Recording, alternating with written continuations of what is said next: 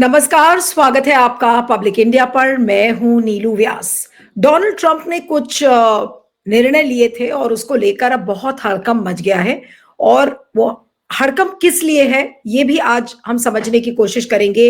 हमें कुछ निर्णय जो डोनाल्ड ट्रंप ने लिए थे उसको लेकर काफी हलचल भी है कि बहुत सारे जो भारतीय नागरिक हैं अब वो वापस आएंगे। ये कौन से भारतीय नागरिक थे जो इलीगली अमेरिका में जाकर बस गए? और डोनाल्ड ट्रंप ने जो अभी एग्जीक्यूटिव ऑर्डर्स पास किए थे उसमें उन्होंने इलीगल इमिग्रेशन और बर्थ राइट इश्यूज को भी उठाया है। यानी कि जो व्यक्ति, जो वहां का लॉ था कि कोई भी व्यक्ति अगर वहां पर पैदा होता है तो उसको अमेरिकी नागरिकता मिल जाती थी, तो उस कानून को भी उन्होंने एक तरीके से रद्द कर दिया है। अब इसका ट्रिकल इफेक्ट क्या हो रहा है? एस जयशंकर जो उनके सेक्रेटरी हैं उनसे कल मिले थे और उसके बाद एक तरीके का जो क्रैकडाउन है कि जितने भी अवैध तरीके से वहां लोग हैं उनको अब भगाने की मुहिम है। ये भी बताया जा रहा है कि एस जयशंकर की जो मुलाकात हुई है, ये इशू सामने आए थे। ये भी खबरें हैं और जो तमाम अखबारों में है कि India is set to take back 18,000 citizens from US to placate Trump. यानी कि ट्रंप को खुश करने के लिए अब 18,000 भारतीय नागरिक वापस आएंगे। लेकिन क्या ये संख्या बड़ी हो सकती है? क्योंकि इस समय डोनाल्ड ट्रंप को लग रहा है कि किसी व्यक्ति को भी अवैध तरीके से अमेरिका में रहने की जरूरत नहीं है। और ऐसे बहुत सारे लोग थे जिनको, जो ये एजेंट्स होते हैं जिनको जो जाली दस्तावेज बनवाकर और उनको बाहर की कंट्रीज में भेज देते हैं, कुछ लोग वहां पर बस गए हैं। तो आज वो सारे पहलुओं को समझने की जरूरत है कि ये कितनी बड़ी क्राइसिस है उन लोगों के लिए, वो भी फॉरेन नेशनल्स जो इस समय अमेरिका में रह रहे हैं। इस पूरे इशू को हम समझने की कोशिश करेंगे और यूएस और इंडिया में इस चीज को लेकर क्या संबंध अब आगे कैसे बढ़ेंगे, क्योंकि ये बहुत ही संवेदनशील मामला है। भारतीय लोग जो वहां पर बसे हैं, अगर उनको वापस लाना है, भारत सरकार के पास ऐसी क्या पॉलिसी है, उनको कैसे रिहैबिलिटेट करेंगे, उनको कहां बसाएंगे, ये बहुत सारे इश्यूज है। आज इसी को हम समझने की कोशिश करेंगे। हमारे साथ दो वरिष्ठ मेहमान हैं। हमारे साथ गिरीश जोशी जी हैं, वरिष्ठ पत्रकार, पॉलिटिकल कमेंटेटर। गिरीश जी, आपका स्वागत है। हमारे साथ संजय कपूर हैं, इंटरनेशनल अफेयर्स एक्सपर्ट और विदेश मंत्रालय बहुत सालों तक उन्होंने कवर किया है। संजय, आपका भी स्वागत है। और मैं आज की चर्चा में गिरीश जी से शुरू करूंगी कि गिरीश जी, ये जो खबर आ रही है कि ट्रंप को खुश करने के लिए मोदी जी या मोदी जी की सरकार तैयार हो गई है कि 18,000 जो वो भारतीय नागरिक जो अवैध रूप से वहां पर रुके हुए थे उनको वापस लाया जाए, इस चीज को आप कैसे देखते हैं? ये कितनी बड़ी क्राइसिस है? नीलू जी, देखिए, इसमें काफी फिगर्स तो ऑलरेडी कमिटेड हैं। दिसंबर 23 में पीएमसी की एमपी जो थी माला रॉय, उन्होंने सवाल पूछा था कीर्ति आजाद से। उसने उस वक्त इन पार्लियामेंट कमिटमेंट की हुई है कि 40,000 लोग वहां पे प्रिजन में इंडियंस, और उसमें से मेरे ख्याल से 1522 जैसा कुछ already we have received them back, और 18,000 का फिगर वहां से आया था कि बाकी के लोग हैं उनको भी आपको लेके जाना पड़ेगा। अब ट्रंप अपने खर्चे पे तो इनको भेजेगा नहीं, क्योंकि अमेरिका तो लड़ाई भी लड़ता इराक से, तो पैसा सऊदी अरेबिया से लेता है। तो आपको ये देखना पड़ेगा कि भाई वो किसके खर्चे पे आपको लाना है उनको। It is not a small figure. तो ये होता है। लेकिन यहाँ पर जो हम बता रहे हैं उसमें ट्रंप ने अंडरलाइन ये किया होगा, शायद कपूर साहब उसको ज्यादा एलोपरेट करके बता सकेंगे, कि जो क्राइम में इन्वॉल्व लोग हैं उनको ये लोग पहले डिपोर्ट कर देंगे, because they don't want any notorious characters there, जो वो मान रहे हैं उसको, तो ये निकाल देंगे। वैसे 7.5 लाख इंडियंस हैं और उनकी पोजीशन में, जैसे अभी एक केस हुआ था जो दुबई से निकारागुआ फ्लाइट जा रही थी, फ्रांस में उसको रोका गया, तो उसमें से सारे इंडियंस जो निकले थे उसमें जो 66 मेरे ख्याल से गुजराती भी थे, वो सारे लोग अनपढ़ थे, लेकिन फॉर्ज करके सर्टिफिकेट्स वगैरह उनको 30-40 लाख रुपया लेके किसी एजेंट ने मैनिपुलेट करके वहां घुसड़ने की, ताकि निकारागुआ से बाद में they can enter on their. तो वो सब अरेंजमेंट्स होते हैं। आज भी लोग 1-1 करोड़ देके जा रहे हैं। तो ये पोजीशन में जो वहां पकड़े गए हैं, जिनके रिकॉर्ड्स गलत हैं, जिनके डॉक्यूमेंट्स नहीं है, उनको निकाल दिया जाएगा। लेकिन मैं समझता हूं कि ये एक्शन पे सबसे ज्यादा जरूरत क्या है, एक देखिए वो पेरिस एग्रीमेंट से भी निकल रहा है, वो WHO से भी निकल रहा है।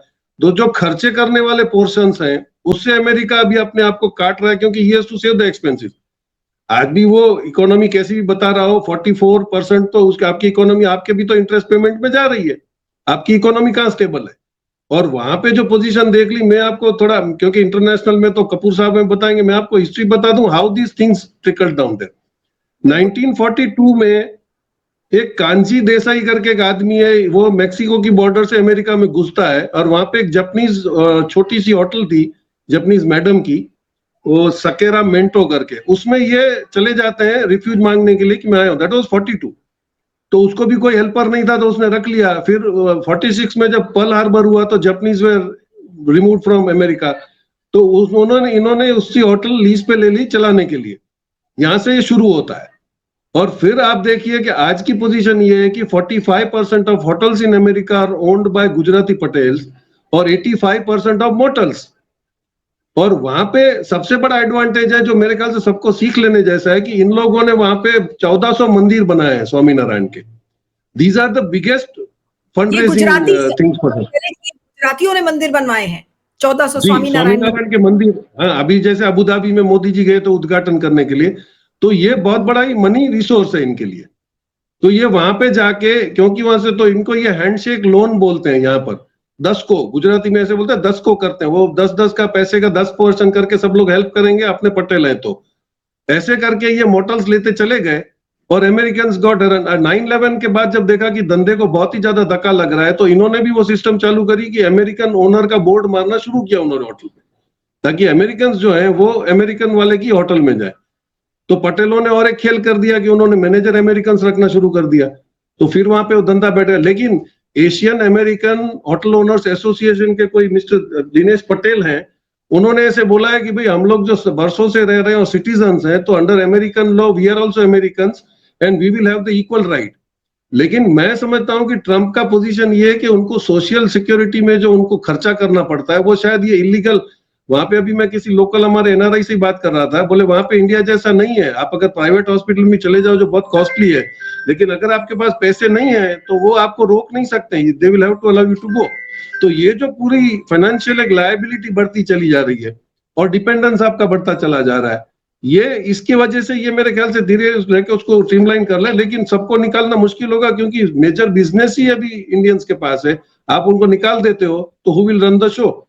जी, महत्वपूर्ण जानकारी आपने दी है। लेकिन संजय, ये जो पूरा इशू है बर्थ राइट का प्लस इमिग्रेशन वाला, is it really going to play out like an ugly battle now between US and India, की बहुत ज्यादा हमारे संबंध भी खराब हो सकते हैं? और ऐसा लगता है कि डोनाल्ड ट्रंप को इन चीजों की कोई फिक्र नहीं है, उनको अपने लोगों की चिंता है। और जैसा अभी गिरीश जी कह रहे थे कि भाई इनको सोशल बेनिफिट्स ना देने पड़े, इस तरीके की कुछ ड्रास्टिक कॉल वो ले रहे हैं। अब ये पूरा इमिग्रेशन इशू, ये किस तरीके से आप देखते हैं अनफोल्ड होता हुआ भारत और यूएस के बीच में?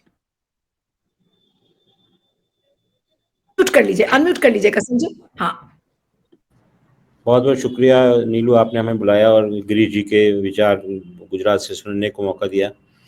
मुझे लगता है कि ये जो इमिग्रेशन का मुद्दा हम लोग अपने नज़रिए से देख रहे हैं वो बहुत ज़रूरी है, परंतु ये सिर्फ हमसे सीमित नहीं है, ये कहीं बड़ा मुद्दा है लैटिन अमेरिका से। अगर आप देखें वहाँ काफ़िले के काफ़िले आते हैं और मेक्सिको बॉर्डर पे इस समय जो दीवार है, जो बाड़े लगे हुए हैं, उसको किसी तरीके से लांघने की कोशिश करते हैं। उनकी जो सबसे बड़ी जो सोच है वो यही है कि किसी तरीके से जो मैक्सिकन बॉर्डर के थ्रू अगर जो आ रहे हैं, तभी वो दीवार बनाने की बात कर रहे हैं। पिछली बार उन्होंने दीवार बनाने के बारे में बात करी थी, उसमें कामयाब नहीं हुए, पैसा काफ़ी रेज करा था। तो दुनिया भर के लोग जब भी कोई तकलीफ में होते हैं वो आते हैं अमेरिका की तरफ। अगर आप देखें तो वहाँ पे स्टैच्यू ऑफ लिबर्टी की एक बहुत बड़ी मूर्ति लगी है, जो उन तमाम लोगों को ना अपनी तरफ इशारा करके बुलाने की कोशिश करती है, जो दबे कुचले परेशान लोग हैं दुनिया भर के, वो आए। वही परंपरा चली जा रही है। तो इसका एक प्रतीक और इसका एक उदाहरण मैं देना चाहूँगा कि जब ट्रंप की स्वेरिंग इन हुई थी तो वो एक प्रीस्ट आता है वहाँ पे जो उनको कर रहा था, तो वो कहता है कि be merciful to those people who don't belong here. उनसे कहा, आग्रह करा, क्योंकि हम भी इसी देश में आए थे जो कि हमारा नहीं था और जो हम लोग रह रहे हैं। US is a country of immigrants. तो अगर आप ना दरवाज़ा बंद करते हैं एक समय के बाद कि 2020 के बाद कोई नहीं आएगा या 2021 के बाद कोई नहीं आएगा, बाकी सब इमिग्रेंट हो, तो उसके जो चरित्र है उसके खिलाफ हम बात कर रहे हैं। तो अमेरिका में कुछ हद तक ऐसी बात हो रही है आज की तारीख में, और इससे पूरी दुनिया में बहुत बड़ा कोलाहल मचेगा। ये नहीं है कि सिर्फ अमेरिका तक ही सीमित है। और इसका सबसे बुरा ये दुष्परिणाम ये होगा कि कई सारे मुल्क जहाँ पर इमिग्रेंट्स की तरफ है ना अलग सोच से देखते हैं, मज़हब की नज़र से लोगों को देखते हैं, वहाँ पे लोगों को हटाने की कोशिश करी जाएगी। जैसे हिंदुस्तान में इसका सीधा प्रभाव पड़ेगा। ये तो सिर्फ यही है कि गुजराती वापस आएंगे, पर यहाँ से कितने लोगों को भगाया जाएगा उसकी कोई चिंता नहीं कर रहा है, क्योंकि सबसे बड़ा लेजिटिमेसी मिल गई। क्योंकि साहब अमेरिका में हो रहा है तो हमारे देश में भी होना चाहिए, और क्यों ना हो, क्योंकि अगर बांग्लादेशी आ रहे हैं तो वो लोग ना लोगों की हत्या कर रहे हैं, तो ये आप कर रहे ये हैं। कह रहे हैं संजय, आपने कहा कि ट्रम्प के इस काम को करने से मोदी जी को भी अब लेजिटिमेसी मिल जाएगी और यहाँ की सरकार भी इसी तरीके से लोगों को मार भगाएगी कि भाई आपको हमारे देश में रहने की जरूरत नहीं है। हम हिंदुस्तान की बात करें और मुल्कों में भी, जैसे जर्मनी में आप देखिए, जर्मनी में एक पूरी सरकार आने की संभावना है। AfD पूरी एंटी इमिग्रेशन पॉलिसी है, और वहाँ पे सोशलिस्ट सरकार थी, उसके पहले क्रिश्चियन डेमोक्रेट्स थे, उसने सीरिया से इतने सारे रेफ्यूजीज को लिया। तो अगर वहाँ पूरी सत्ता परिवर्तन होगा या चुनाव में पूरा परिणाम कोई और निकलेगा, तो उसका मुख्य कारण यही होगा कि वहाँ पर इमिग्रेंट्स आने लगे। परंतु आपने बात करी हिंदुस्तान के बारे में, हिंदुस्तान में इसका बहुत बड़ा इम्पैक्ट होगा। एक मुख्य कारण यह है कि गुजराती लोग और जो हिंदुस्तान से लोग गए हैं वो अपने को किसी दबे कुचले से आइडेंटिफाई नहीं करते हैं। वो सोचते हैं कि वो जो अमेरिकन ब्लैक हैं या ब्राउन्स हैं, हिस्पैनिक्स हैं, उनसे अलग हैं, वो अपने को गोरों से आइडेंटिफाई करते हैं। तो उनकी जो समस्याएं हैं वो कहीं ज़्यादा गंभीर हैं। वो सोचते हैं कि हमको क्यों निकाला जा रहा है, हमने तो व्यवस्था में, वेल्थ क्रिएशन में इतना ज़्यादा योगदान दिया है, तो हमको है ना यहाँ पर रहने की पूरी आज़ादी होनी चाहिए। जैसे आप बता रहे थे, गिरीश जी बता रहे थे कि अमेरिका में 1942 से सज्जन आए, उन्होंने इतनी तरक्की करी, कितने सारे मोटेल बना दिए, कितने सारे हिंदुस्तानी लोगों ने इस पर कब्जा करा, पूरी गांव के गांव यहाँ से शिफ्ट होकर चले गए। जैसा कि हाल कनाडा और इटली में हो रहा है आज की तारीख में, या हो रहा था, वैसी शुरुआत अमेरिका में कहीं पहले हुई थी। तो वो तो सोचते हैं कि उनका बर्थ राइट है, वो लोग वापस नहीं आएंगे। परंतु इन्होंने जो कानून लगाया है उसकी वजह से जो पिछले कुछ सालों में जो पूरा एक्सोडस हो रहा है हिंदुस्तान से, उसको काफ़ी धक्का पहुंचेगा। क्योंकि 18,000 का तो नंबर दे रखा है कि उनको लाने की व्यवस्था करनी पड़ेगी। उसके साथ 7.5 लाख और इलीगल्स हैं जिनके पास कागज़ नहीं, उनको भी पकड़ के भेजा जाएगा या उनको कैंप में रखा जाएगा। क्यों? अमेरिका की जो जनसंख्या है वो इतनी नहीं है कि अपने बड़े बड़े फार्म चला पाए, अपने ये कर पाए। तो खौफ ये है कि इसमें कई लोग इलीगल है ना आपके कैंप में रहेंगे और वैसे काम करेंगे जैसे कि उइगर करते हैं चाइना में या कहीं और करते हैं, जितने भी पीपल जो हुआ नॉट डिज़ायरेबल, उनको वहाँ पे रखने की बात। तो ये अपने आप में बहुत ही संगीन मामला है। भारत सरकार इसमें क्या कर सकती है मुझे पता नहीं, संजय मोदी जी एक इसके बारे में क्या बात कर सकते हैं मुझे पता नहीं, परंतु नहीं वो कोई सुनने को तैयार नहीं होगा। नहीं, लेकिन जो कल एस जयशंकर की मीटिंग हुई है उनके नए जो सेक्रेटरी हैं रूबियो, उनसे उनके साथ, क्या आपको लगता है कि ये बातें जो इलीगल माइग्रेशन को लेकर हैं वो भी आई होंगी? आपको क्या लगता है कि क्या इस इशू को रेज किया होगा एस जयशंकर ने? जयशंकर के पास मुद्दे बहुत सारे हैं, उसमें से मेरे ख्याल से एक मुद्दा ही सबसे गंभीर, जो कि हमारी जो डोमेस्टिक पॉलिसी है उससे लेना देना है। लोगों को चिंता इसी बात की है क्योंकि हिंदुस्तानी बेइंतहा काफ़ी बड़ी तादाद में अमेरिका में हैं और उनकी जो स्थिति है वो अलग अलग लेवल में, कोई है ना रह सकते हैं, कोई नहीं रह सकते हैं, कोई कोशिश कर रहा है, कोई ग्रीन कार्ड की कोशिश कर रहा है और उसमें तमाम इनफ स्टेटस हैं। तो मुझे पता है कि उनको वो बात करेंगे और हो सकता है कि आने वाले दिनों में एक खबर जो आ रही है इस समय, बस आपको सॉरी आपको ब्रेक कर रही हूँ, इंटरप्ट कर रही हूँ, उसमें यह है कि secretary of state Marco Rubio met with Indian external affairs minister Jaishankar in Washington DC, and Secretary Rubio and External Affairs Minister Jaishankar affirmed a shared commitment to continuing to strengthen the partnership between United States and India. They discussed a wide range of topics, including regional issues, opportunities to further deepen the US-India relationship, in particular on critical and emerging technologies, defense cooperation, energy, advancing free and open Indo-Pacific region. Secretary Rubio also emphasized, और ये चीज underline करके आ रही है, कि Secretary Rubio also emphasized that Trump's administration's desire to work with India economic ties and address concerns related to regular migration. अब ये जो खबर है संजय, जो लीगल माइग्रेशन के चैनल्स हैं, जैसे H1B वीजा के थ्रू जो स्टूडेंट्स जाते हैं, बहुत सारे लोग जॉब्स के लिए जाते हैं, अब ये जो इलीगल माइग्रेशन का जो क्रैकडाउन ट्रंप ने शुरू किया है, क्या इसमें मासूम लोग भी बेमौत मारे जाएंगे जिनके पास H1B वीजा है, जो वहां की जिनको सिटीजनशिप मिल गई है? ऐसे बहुत सारे लोग होंगे हमारे और आपके जानने वाले जो आज यूएस में बहुत सालों से बसे हुए हैं, क्या उन लोगों के लिए भी ये दिक्कत वाला इशू है? ये बहुत बड़ी दिक्कत वाला है। यहाँ पे कागज दिखाने का समय आ गया है, जिसके बारे में अगर याद हो जब एंटी सीए प्रोटेस्ट हो रहा था तो वो बार बार बोलते कागज नहीं दिखाएंगे, तो यही वाला मुद्दा यहाँ पे भी आ गया है, क्योंकि लोगों को जो लीगल थे नहीं लीगल थे उन सब की स्थिति काफी डामाडोल, चेहरा देख के उनको पूछेंगे, सड़क चलते बिल्कुल। पूछेंगे, उनसे पूछेंगे आप अपने कागज दिखाइए। तो यहाँ पर है ना एक भयावह स्थिति हो जाएगी और लोग बाग को पता नहीं होगा किसको डालेंगे किसको नहीं डालेंगे। एक चीज़ मैं और बता दूं कि वहाँ पे जो डेमोक्रेट्स हैं हिंदुस्तान के मुकाबले, यहाँ पे तो काफ़ी दबी हुई क्या नाम है विपक्ष है, सिर्फ अपने हित के बारे में सोचता है। वहाँ पे काफ़ी समय से तैयारी हो चल रही थी कि अगर है ना ट्रंप आते हैं तो क्या करना पड़ेगा, तो कई सारी लीगल बैटल्स होंगी, नंबर एक। दूसरी बात यह है कि वहाँ के करीब 22 से लेकर 24 डेमोक्रेट्स के अंडर वो हैं स्टेट्स हैं, तो उन लोगों ने पहले से कह रखा है कि हम उनको मानेंगे नहीं। काफ़ी जैसे आर्टिकल ये क्या नाम है 14th आर्टिकल है उसको चैलेंज करेंगे, जिसको कि है ना इन्होंने अमेंड करने की कोशिश करी है ट्रम्प साहब ने। तो वहाँ पर काफ़ी लंबी चौड़ी लीगल बैटल्स होंगी, जो मामला सुप्रीम कोर्ट तक जाएगा। और ऐसी बात नहीं कि इनके लिए कोई पनाह की जगह नहीं होगी, जैसे मैंने बताया कई सारे स्टेट्स जो कि डेमोक्रेट्स के अंडर में, वहाँ पे इनको पनाह मिलेगी, वहाँ पे लड़ाई झगड़ा होगा। तीसरी बात यह है कि आज की तारीख में दुनिया भर में पॉपुलेशन कम हो रही है, समाज की, लोगों की और देशों की, तो वहाँ पे घूम फिर के काम करने वाला तो कोई चाहिए ना। अगर आपने सबको भगा दिया तो क्या करेंगे आप। ये बात अपनी जगह पे कि सरकारें अपने को कंट्रोल करना चाहेंगी आबादी को, अपनी मर्जी से इनको काम कराएंगे। और सबसे बड़ा खौफ इस बात का है कि America will be taken over by tech billionaires, oligarchs, जिसकी बाइडेन ने, जिनको कोई हक नहीं बनता है क्योंकि उन्होंने इतना नुकसान करा डेमोक्रेट्स का, उन्होंने जो एक आगाह करा कि ये America would be taken over by oligarchs, tech oligarchs. तो ये वाली स्थिति ऐसी होगी कि जो लोगों को और किसी की परवाह नहीं होगी। और वो जैसे मार्क्स ने बहुत साल कहा था कि इंडस्ट्रियल वर्कफोर्स बन जाएंगे जो भी यहाँ पे रहने वाले होंगे।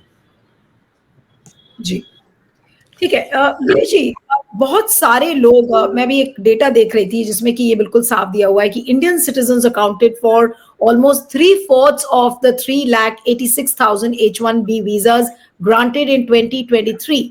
और अब अगर ये जो धरपकड़ शुरू हुई है ट्रम्प की, आपको क्या लगता है कि जो मासूम लोग हैं जिनके पास कागज भी हैं उनके लिए प्रॉब्लम होगी? और इंडिया ने बहुत सारे जो मोबिलिटी एग्रीमेंट्स हैं और माइग्रेशन एग्रीमेंट्स हैं वो साइन किए हैं बहुत सारे देशों के साथ, जैसे ताइवान है, सऊदी अरेबिया है, जापान है, इजराइल है।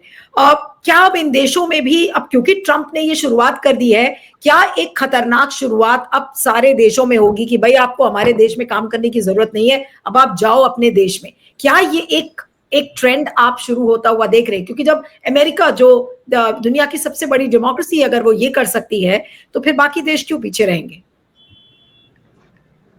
नीलू जी, इसमें देखिए दो मुद्दे हैं। एक तो लकीली कपूर साहब है, तो मैं एक्चुअली सवाल ही पूछ लूं कि ये 1972 में ईदी अमीन का जो लफड़ा हुआ था युगांडा में, वहां से ऑलमोस्ट अबाउट 35,000 पटेल जो इंडिया से गए हुए थे बरसों से, वो युगांडा की पासपोर्ट पे अभी अमेरिका में बसे हुए हैं। उनको निकाल के कहां भेजेंगे?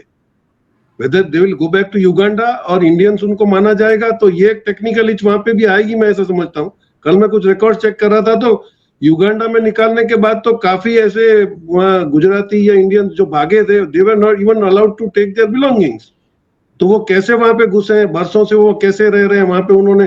क्योंकि अभी जो कल मैसेज आ रहा था कि जो लोग वेट कर रहे थे वहां पे, जो इलीगल रह रहे थे, उनको भी इन्होंने एक बार अपॉइंटमेंट दी है मीटिंग करके देखने के लिए कि दिया जाए नहीं। वो एट ए स्ट्रोक सारी एप्लीकेशन 30,000 इन्होंने रिजेक्ट कर दी कि नाउ नो मोर अपॉइंटमेंट। तो उसकी हियरिंग भी नहीं होगी। 30,000 ये और ऐड हो गए जिन्होंने आपके F1 वीजा में पढ़ने गए थे, उसके बाद इनको आपको वर्क की परमिशन, वो OTP जो बोलते हैं, ऑप्शनल ट्रेनिंग का, तो वो आपने दिया। उसके बाद 1 साल तक उसको आप काम करने की परमिशन देते हो। अब वो ओवरस्टे कर गए हैं, तो या तो वो जेल जाएंगे। लेकिन दिक्कत यहाँ पे, मैं किसी एक्सपर्ट से बात कर, उसने बोला ये लैंकन रिले जिसका मर्डर हुआ जॉर्जियन कोई क्रिमिनल से, और उन्होंने ये एक्ट बनाया, उसमें तो officer who does not act accordingly will also be equally responsible. तो हर ऑफिसर ये चाहेगा कि भाई मैं निकाल के बाहर कर दूं, किसी को बचाऊं ना। तो ये बहुत बड़ी दिक्कत हो जाएगी। पेपर में थोड़ी बहुत भी अगर कुछ किल्लत रह गई तो ये मेरे ख्याल से उसको उसी टाइम इलीगल इमिग्रेंट डिक्लेयर कर देंगे। ये बहुत बड़ा मसला होगा। तो मैं समझता हूं इसमें देखें आगे तक how are the things turning out. लेकिन अमेरिकन सिटीजन है तो वो, जैसे कपूर साहब ने बोला कि वो कोर्ट में अभी भी उनका दरवाजा खुला है, वहां पे तो कोर्ट्स इंडिपेंडेंट है। ये डिले तो 100% होगा, नहीं, लेकिन लेकिन क्या टोटली इलीगल नहीं गिरीश जी, आपको क्या लगता है कि क्या ये चैलेंज किया जा सकता है वहां पे जो रह रहे, अगर मैं कह रही हूँ इलीगली बसे हुए अमेरिकन इंडियंस हैं जो वहां पर, क्या वो अमेरिकन कोर्ट में इसको चैलेंज कर सकते हैं आपके हिसाब से गिरीश जी? उसके बाद मैं संजय के पास आती हूँ सवाल पर। नहीं, इंडियंस तो नीलू जी जहां भी चले जाते हैं इलीगली, वहां लीगल रहने का प्रोसीजर समझ के जाते हैं यहाँ से। आपको पता गल्फ में तो सिटीजनशिप नहीं है। मैं एक फैमिली को जानता हूं जिसमें हस्बैंड ने उसको डेजर्ट कर दिया, वो लेडी के पास वीजा तो टेम्पररी था, उसने वहां पे केस कर दिया। अब दुबई की कोर्ट में केस कर चल रहा है, तब तक गवर्नमेंट ने उसको बिल्कुल कंपलसरी वीजा देना है। शी स्टेज देयर, आज वो 5 साल से रह रही है। तो हमारे वाले बहुत होशियार है, उन्होंने कुछ ना कुछ उसमें से रास्ता निकाला। लेकिन लिटिल रे ऑफ होप ये है कि कनाडा का जो नॉर्थ ईस्ट वे बन रहा है, सी वे, जो रशिया और Europe are very eager to make it, वहां पे अभी कुछ मैसेज मिल रहा था कि नॉर्थ में कनाडा इज मेकिंग 4 पोर्ट्स और he has already hired 30,000 people for doing that. तो ये जो एक अपॉर्चुनिटी ओपन हो रही है, तो ये होगा कि they will just jump the fence, they will go to Australia, they go to Canada. तो कहीं पर भी और भी समीकरण चेंज हो रहे हैं, क्योंकि आपने कनाडा से भी रिश्ता बिगाड़ोगे तो कनाडा अपने आप का तो डेवलप करने का रास्ता करेगा। Canada is deep into collaboration with China now, तो वो ये होगा कि उसको भी तो बैलेंसिंग करना है। तो there are lot of other opportunities opening, और हमारे वाले तो कहीं भी घुस जाते हैं, बगैर पासपोर्ट के भी घुस जाते हैं, तो कनाडा में भी चले जाएंगे। लेकिन there are lot of opportunities coming up in Canada now जी। संजय, लेकिन ये आप इसको कैसे देखेंगे? और जो डिटेल्स अभी आ रही हैं, डिटेल्स में ये है कि वहां पर ट्रूप्स डिप्लॉय हो गए हैं इंडियन मैक्सिकन अमेरिकन और अमेरिका और मेक्सिको के बॉर्डर्स पर, वहां पर ट्रूप्स आ गई हैं। तो ऑब्वियस सी बात है कि कोई जो मैक्सिकन बॉर्डर से जो लोग क्रॉस करके और अमेरिका में जाते थे, अब वो चीज पॉसिबल नहीं हो पाएगी, उस चीज पर मनाही होगी। बॉर्डर पर क्या हो सकता है, वहां पर किस तरीके की स्थिति होगी, एंड किस तरीके की सीन्स वहां पर अनफोल्ड करेंगी, उसका क्या इम्पैक्ट होगा? पहले तो हम अपने देशवासियों के लिए चिंता कर ले, उसके बाद फिर हम बाकी नेशनल्स की हम बात करेंगे कि इस समय मोदी जी के लिए कितनी बड़ी मुसीबत खड़ी कर दी है डोनाल्ड ट्रंप ने। और ये भी खबरें आ रही है कि डोनाल्ड ट्रंप को पटाया जा रहा है एस जयशंकर द्वारा इस पर्टिकुलर इशू पे। आपकी क्या जानकारी है जी? देखिए, हिंदुस्तान के पास सबसे बड़ा लेवरेज है प्रॉक्सिमिटी टू चाइना। जो मार्क रूबियो हैं, वो सेक्रेटरी स्टेट बनाए गए हैं, उनको चीन ने उनके खिलाफ सैंक्शंस लगा रखे हैं। उनसे इतनी नफरत करते हैं चाइना वाले, और चाइना की तरफ वो नफरत करते हैं कि वो सोचते हैं कि अगर ये बन गया, जो कि बन गया, तो रिश्ते और ख़राब हो जाएंगे। ये बात अपनी जगह है कि ट्रंप साहब ने एक लेवल पे उनसे दोस्ती करने की कोशिश करी है, सी जिनपिंग को अपना दोस्त बताया है और कहा है कि मेरे रिश्ते बहुत अच्छे हैं, पर साथ साथ में ऐसे व्यक्ति को उन्होंने सेक्रेटरी ऑफ स्टेट बता दिया, तो ये मैसेज भी कन्वे कर रहे हैं कि साहब वो अपनी जगह पे, पर हमारी जो व्यवस्था चलाने का तरीका है वो बिल्कुल अलग है। तो हिंदुस्तान के पास एक तरीका है कि वो लेवरेज करे, चाइना उनको कितना परेशान करता है, और उसके माध्यम से वो उनको डील कर सकते हैं। रूबियो इस बात से अवगत है कि वो मदद करेंगे हिंदुस्तान को, पर अभी आज की तारीख में अभी कुछ नहीं होने वाला, क्योंकि नया मामला है। और जयशंकर अकेले ही नहीं होंगे जो कि ना उनके ऊपर मक्खन लगा रहे होंगे। वहाँ पे कई सारे विदेश मंत्री, कई सारे नेताओं की कतारें होंगी, उनकी सबकी अपनी अपनी समस्याएं हैं। मेक्सिको की औरत जो प्रधानमंत्री हैं, उन्होंने कह भी दिया उनसे कि हम अपना जो भी आप कर रहे हैं उसको बर्दाश्त नहीं करेंगे। और सबसे बड़ी चिंता पर ट्रंप को तो मेक्सिको की तरफ से वो, क्योंकि हिंदुस्तान तो बहुत दूर है, उनको जब तक हिंदुस्तान नहीं आए तो उनके बारे में पता भी नहीं था। उनको तो यही पता था कि वहाँ से खाना बहुत अच्छा आता है। तो अब स्थिति थोड़ी बदल गई है, वो आ चुके हैं यहाँ पर। जब आए थे पिछले साल बहुत बवाल हुआ था, जब भी आए थे 2019-20 में जब आए थे तो यहाँ बवाल बहुत हुआ था। और मुद्दा ये है कि जयशंकर ट्राई करेंगे उनको भी दिल्ली आकर जवाब देना है, उनको बताना है कि क्या होगा। उनको भी किस्मत अच्छी थी कि उन्होंने इनॉग्रेशन अटेंड किया, यहाँ पर देखा उन्होंने कि किस तरीके के लोग हैं। पर कई सारे वीडियो घूम रहे थे जिसमें ये भी दिखाया जा रहा था कि जयशंकर जी को पीछे बुलाने की कोशिश करी, उनसे कहा कि आप आगे क्यों बैठे हुए हैं। उसमें हो सकता है कोई सत्य ना हो, कैमरा और सब झूठ बोलता है काफ़ी हद तक। परंतु ये मेरे ख्याल से आज की तारीख में ये सब मामला बहुत गंभीर है। जैसे मैंने बोला कि ट्रंप जी को कोई भी कोई संभाले उसकी समस्या होगी। अभी तो शुरुआत है, उसमें थोड़ी बहुत कहने मतलब कि वुड शो अकोमोडेशन, पर जैसे समय गुजरेगा हो सकता है कि उनको पावर की जो नशा है वो उनके दिमाग में चढ़ जाए और भी ऐसी कई सारी चीज़ें करें, और उनको उन लोगों से, तमाम लोगों से बदला लेने की इच्छा होगी जिन्होंने इनको इतने समय तक बड़ा परेशान किया।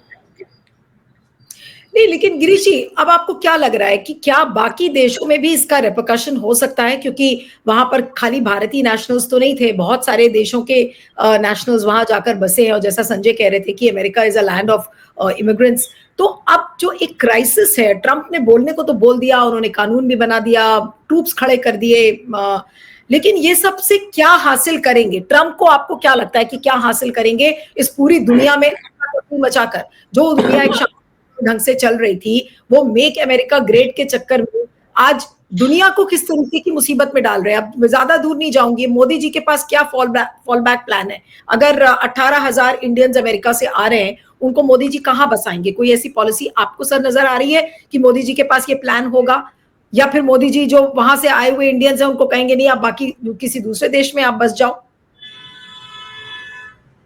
नहीं नीलू जी, मोदी जी क्या करेंगे वो तो मुश्किल है बोलना, लेकिन इतना तो है कि any country in the world will not be able to say that India is not a very big consuming state. तो वो तो सबको उसकी तो गरज रहेगी। ऐसा तो नहीं है कि भाई आप निग्लेक्ट कर दोगे। आज technically we are in advance, और ब्रिक्स का जो मामला आता है उसमें we are the founder members, तो वो अमेरिका को पता है, लेकिन वो खेल खेल रहा है।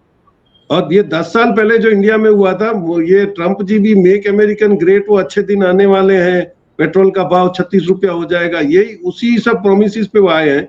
लेकिन थोड़ा सा फर्क ये है कि वो राजनेता कम है, नेता बहुत ज्यादा है, बिजनेसमैन ज्यादा है।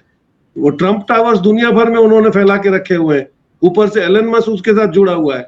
तो अभी जो इनको दिख रहा है, मैं एसेस कर रहा हूं कि he is now trying to cut load on treasury, कि भाई पैसा कैसे बचाया जाए। युद्ध में उनका इंटरेस्ट नहीं है, क्योंकि बहुत ही स्मार्टली ईरान ने और रशिया ने युद्ध करके उनके साजो सामान तो खत्म कर। ये कोई स्क्रू ड्राइवर टेक्नोलॉजी नहीं है कि वो रातों रात आर्म्स बनाएंगे और सप्लाई करते रहेंगे। तो बहुत पहले उसने स्मार्ट मूव कर लिया था कि मैं आने के साथ युद्ध बंद करा दूंगा। बहुत बड़ा फाइनेंस का लोड अभी अमेरिका पे कम हुआ है। अब ये सोशल सिक्योरिटी के पैसे कैसे बचाने वो देखेगा। वो पेरिस कमीशन में निकल जाता है एग्रीमेंट में से, क्योंकि वहां पे सबसे ज्यादा डोनर भी तो यही था। आपने WHO में से निकाल लिया, क्योंकि पूरी दुनिया को आपको वर्ल्ड हेल्थ का संभालना है, वो आप कर रहे हो। तो ये लिटरली जो अभी कर रहा है, that is to make American great. ये कि उसको पैसे दिखाने पड़ेंगे अगले साल कि मैंने इतने पैसे बचाए, उसके जो ये रिसोर्सेज ये कर रहा है। लेकिन बीइंग अ बिजनेसमैन, आज आप देखिए मुकेश अंबानी वहां जा रहे हैं, ऑफ द रिकॉर्ड काफी लोग बोल रहे हैं कि काफी एग्रीमेंट्स भी एलन मस्क और इनके बीच में भी हुई। स्टारलिंक को आने देना है तो कैसे आने देना है, वेदर वो जॉइंट वेंचर में आएगा, क्योंकि मुकेश अंबानी भी वहां बिजनेस के लिए गए होंगे, उनको कोई मोहब्बत तो नहीं होगी कि वो जहां जाते हैं वो बिजनेस करके आ जाते हैं। तो all the things have been arranged. वो जब सरफेस पे आएगा तब समझ में आएगा अभी हु इज द ग्रेट। हाँ, लेकिन एक चीज है कि मैं समझता हूँ ट्रंप ये प्रेशर जरूर बढ़ा के रखेंगे कि भाई जब तक अडानी का केस नहीं निपट जाता है तब तक ब्रिक्स के बारे में थोड़ा प्रेशर करते रहेंगे कि आप उधर मत जाओ, आप इधर आ जाओ, और मैं आपको ये दे रहा हूँ। अभी आप देखिए बोइंग कंपनी भी आके वहां से आपको ट्रांसमिट कर रही है, अभी आपको ड्रोन वाली कंपनी भी आपको आके ज्वाइंट वेंचर करने को देख रही। तो he is trying to inculcate कि भाई मैं भी आपको बहुत ज्यादा बिजनेस दूंगा चाइना से, आप मेरे साथ आइए। Now we will have to decide in the future course कि भाई हम किसके साथ रहेंगे और हमको क्या फायदा है। क्योंकि ऑयल देखिए सैंक्शन लगने के बाद आपका रशियन ऑयल बंद हो गया है। Now where is the option? Iran से आप ले नहीं पाओगे, सी रूट से आओगे तो आपको परेशानी होगी। आपकी जो पाइपलाइन आप डाल रहे थे, आपने हर जगह जो बंदोबस्त किया था वो एडवांटेज अडानी किया था। आपने बॉम्बे से इजराइल पोर्ट पे जो किया था डेवलपमेंट, वो इसी के लिए किया था। तो आपके पास तो ऑलरेडी ग्वादर पोर्ट था, आपने उसको क्यों नहीं डेवलप करा अफगानिस्तान के थ्रू? तो द थिंग्स आर चेंजिंग। अभी बेल्ट एंड रोड इनिशिएटिव है, इसने पूरी दुनिया को परेशान करके रखा है। वो शायद अमेरिका में उसको अंडर एस्टिमेट कर दिया। Now belt and road initiative is going to kill business everywhere and create a monopoly for Russia and China. ये बिल्कुल तय है जी। लेकिन संजय, अब जो स्थिति है वो कैसी आप देखते हैं भारत और अमेरिका के बीच में, जहां तक ये इमिग्रेशन और बर्थ राइट इश्यूज का सवाल है? बर्थ राइट वाले इशू पर भी मैं आपसे बात करना चाह रही थी कि बहुत सारे जो भारतीय नागरिक वहां पर है, अब अगर उनके बच्चे वहां पर पैदा होते हैं तो उनको क्या नागरिकता मिलेगी उनको, या नागरिकता नहीं मिलेगी? ये कैसे चीज अनफोल्ड करेगी? ग्रीन कार्ड होल्डर नहीं है उसमें। सिर्फ जी, जिसको कहते हैं ना कि everything is surrounded by vagueness, अभी काफ़ी चीज़ें वकीलों के दायरे में आ जाएंगी, क्योंकि वो इसको इंटरप्रेट करेंगे, री इंटरप्रेट करेंगे, कोर्ट कचहरी इस पे निर्णय देंगे। परंतु ये जो स्थिति है काफ़ी डरावनी है, खास कर उनके वो पेरेंट्स का जो दोनों उसमें नागरिक नहीं है। कहते ये हैं कि अगर आप एक व्यक्ति नागरिक है, माँ या बाप, और बच्चा यहाँ पे, तब उसको नागरिकता मिल सकती है, परंतु वहाँ पे ये है कि दोनों इलीगल, तब है ना नहीं मिलेगा। तो इसमें डिफ्रेंसिएशन ये होगा कि उन लोग को नागरिकता नहीं देंगे चाहे बच्चा वहीं पैदा हो, इनके दोनों इलीगल हैं तो वो वापस चले जाएंगे। अगर उसमें से एक जना इलीगल है और एक जना नागरिक है तो संभव है कि उसको नागरिकता मिले। तो इस तरीके की कुछ चीज़ें कर रहे हैं वो लोग, पर अभी मेरे ख्याल से क्लैरिटी आएगी जैसे जैसे चीज़ों को टेस्ट किया जाएगा। लोग है ना जाएंगे, उनको प्रताड़ित अगर हुआ तो कहेंगे कि हम बिल्कुल ठीक थे, हमारे से कोई समस्या नहीं थी।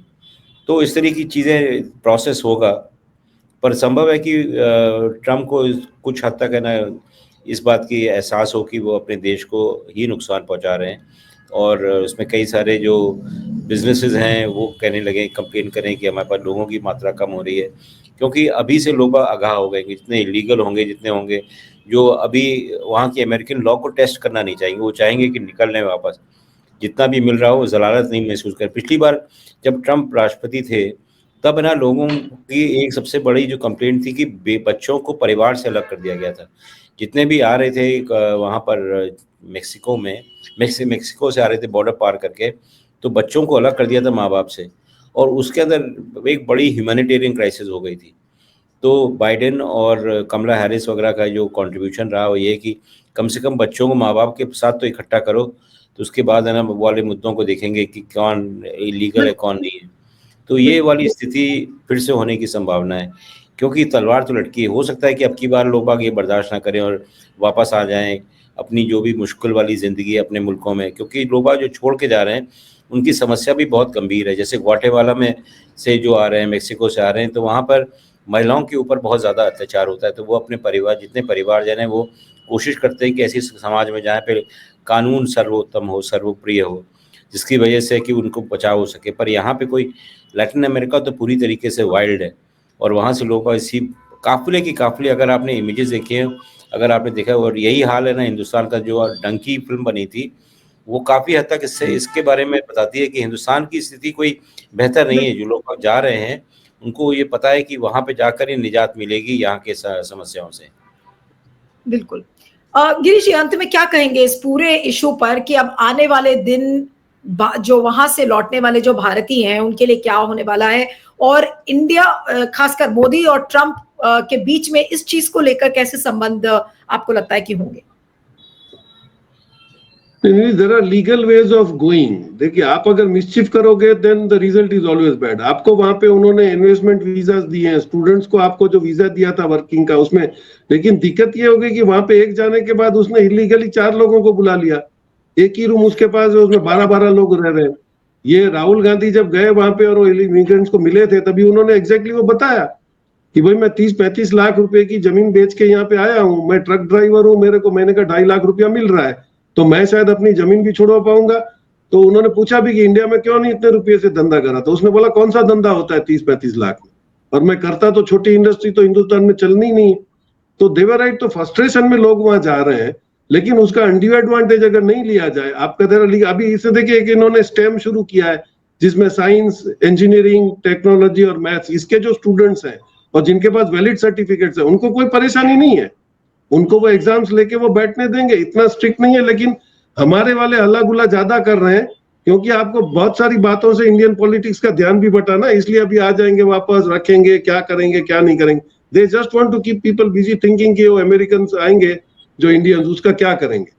तो I don't think this is, जैसे बिल्कुल कपूर साहब ने सही बोला, इसमें भी लिटिगेशंस होंगे, वहां पे कोर्ट्स इंडिपेंडेंट है, वो लिसनिंग होगी, और वहां पे स्टेट्स भी तो इंडिपेंडेंट है। आपका सेंट्रल रूल वहां पे नहीं चलता है, तो every state will have their own. पर गिरीश जी, आपको लगता है कि जब वहां पर इस तरीके से केसेस आएंगे और अगर फेडरल कोर्ट्स भी इसको लेकर रिएक्ट करेंगे, तो ये मामला ट्रंप के लिए भी इतना आसान शायद नहीं होगा? इसमें शायद कपूर साहब, पता है, कोई एक्सपर्ट बोल रहा था वहां से अमेरिकन साइड पर कि ये 150 पुराना रूल लॉ है जो सबको हमको एक्सेप्ट करना है। तो बोले ट्रम्प जैसे हम लोगों ने जेपीसी के बगैर सब कर दिया, ऐसे उसने भी ये चेंज किया है। That first thing is going to get challenge कि does Trump have powers to revert this 157 year old law. तो वहां से ही तो मुसीबत शुरू होगी। जब वो हियरिंग पे आएगा तो बाकी केसेस ऑलमोस्ट पेंडिंग रहेंगे उसके बाद, सीधी सी बात है। तो lot of things are coming up. इतना हल्ला गुल्ला नहीं है कि रात को ही बॉर्डर पे आके सब 2.5 लाख इंडियंस बैठ जाएंगे, उसका हम क्या करेंगे। That is not that. लेकिन दिल बहलाने के लिए ख्याल अच्छा है गालिब, हम भी बात करते रहते हैं। संजय बस चलते चलते आपसे एक छोटी सी टिप्पणी कि अब बिल्कुल ऐसा लग रहा है जैसे फिल्मों में दिखाते हैं पार्टीशन के टाइम में, जैसे जो सीन्स आती थी कि अरे देखिए वो जो बॉर्डर है वहां से बहुत सारे लोग क्रॉस कर रहे हैं। क्या कुछ ऐसी सीन्स हम एक्सपेक्ट कर रहे हैं, खासकर जो अमेरिका और मेक्सिको का बॉर्डर है? क्या हम ये एक्सपेक्ट करें कि अमेरिका में अब घर घर जाकर जो ट्रम्प की जो पुलिस है वो जाकर बोलेगी कि आप अपने कागज दिखाइए, अगर आप नहीं है तो बोलेंगे आप निकल जाइए? ये जो आइडेंटिफिकेशन प्रोसेस है ये कितना डिफिकल्ट आपको लग रहा है कि होने वाला है, या फिर वहां के कोर्ट्स इंटरवीन करेंगे? इतना आसान नहीं होगा शायद ट्रम्प के लिए इस चीज को इम्प्लीमेंट करना। देखिए, जो आप तस्वीर खींच रही हैं ना, उसकी संभावना काफ़ी है, खासकर कि जितने भी रिपब्लिकन स्टेट्स हैं वहाँ पे ये संभव हो सकता है। मुझे याद है एलिजाबेथ वॉरेन जो वहाँ की प्रेसिडेंशियल कैंडिडेट भी बनना चाहती थी, उनको मौका नहीं मिला, पर काफ़ी प्रोमिनेंट पॉलिटिशियन है। उन्होंने कहा था कि हम तैयार हैं इनके लिए, ये आएंगे कागज़ देखने के लिए, हमारे लोगों को निकालने के लिए, पर एक एक आदमी के लिए हमारे पास वकील है। हम हर मुद्दे पे वकील को जाएंगे, कोर्ट में जाएंगे, लड़ेंगे, हर इंच के लिए लड़ेंगे। तो मुझे लगता है कि वहाँ पर काफ़ी समय से जो डेमोक्रेट्स हैं, डेमोक्रेटिक फाउंडेशंस हैं, वो तैयारी कर रहे थे कि अगर ये होता है तो क्या करेंगे। और वहाँ की लड़ाई काफ़ी तेज़ होगी। वहाँ पे ऐसी बात नहीं जैसे हिंदुस्तान में लोगों ने पूरी तरीके से घुटने टेक दिए, हथियार फेंक दिए। जब बीजेपी आई तो कोई लड़ने को तैयार नहीं हो रहा था। सबको ये बात था कि है ना, अब तो गई हमारी लुटिया डूब गई। वहाँ पे अभी सब लोग तैयार हैं, और ख़ास के वहाँ की जो औरतें हैं, काफ़ी हद तक अगर आप ट्विटर वगैरह पे देखती हैं, वो इतनी ज़्यादा नाराज़गी से भरी हुई हैं, और वो सोचती हैं कि इनको तब तक लड़ेंगे जब तक इनको नहीं हटा पाएंगे।